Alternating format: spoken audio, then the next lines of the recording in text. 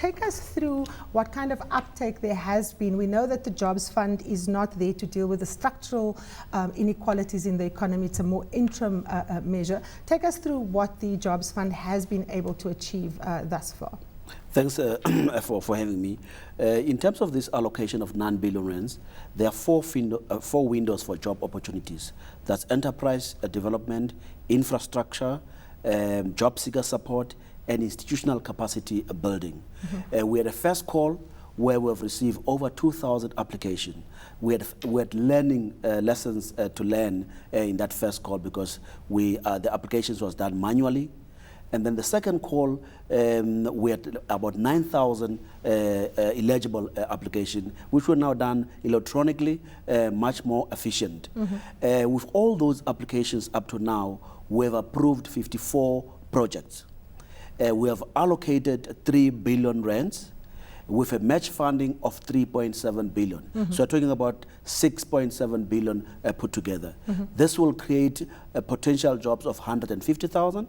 Just over 150,000 already, and we have contracted 27 out of the 54 with 65,000 permanent jobs. We've just visited today one of the projects which we have awarded 120 million rand, and they have promised to create 10,000 jobs over a period of time.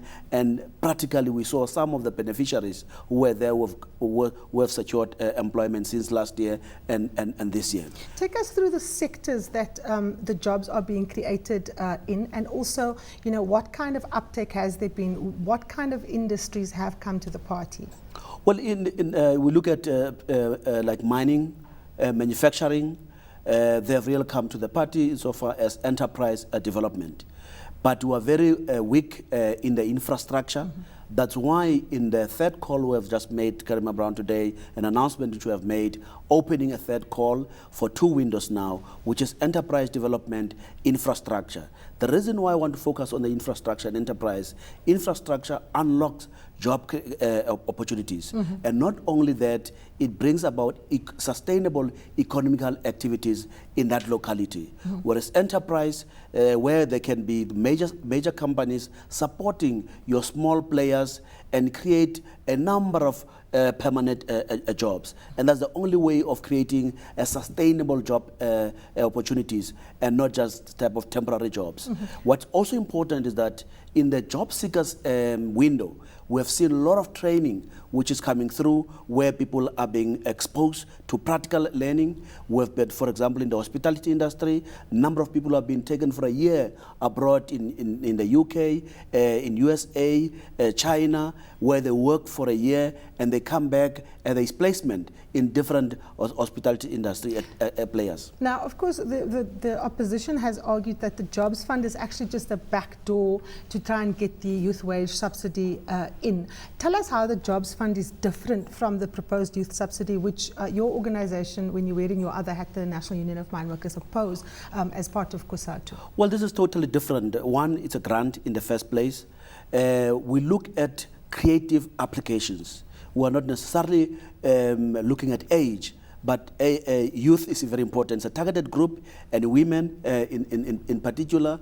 And then the best project gets support from the investment committee. So you cannot equate that as a subsidy in a clandestine manner. Not at all. We have seen a lot of competition where a project which the applicants think are good and they've been turned down. Because they are not innovative enough.